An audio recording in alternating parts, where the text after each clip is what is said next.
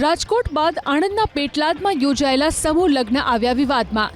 Janmangal charitable ટ્રસ્ટે યોજેલા સમૂહ લગ્નમાં કરિયાવરની વસ્તુઓ ન અપાતા થઈ માથાકૂટ। ભોજનની પણ વ્યવસ્થા ન હોવાથી વર અને કન્યા પક્ષના લોકો રોષે ભરાયા। પેટલાદ પાલિકા કમ્યુનિટી હોલમાં કરવામાં આવેલા સમૂહ લગ્નમાં 7-9 દંપતી લગ્નના પવિત્ર બંધનમાં બંધાવાના હતા। એક દંપતી દીઠ સમૂહ લગ્નના આયોજકોએ 21,000 રૂપિયા લીધા હતા।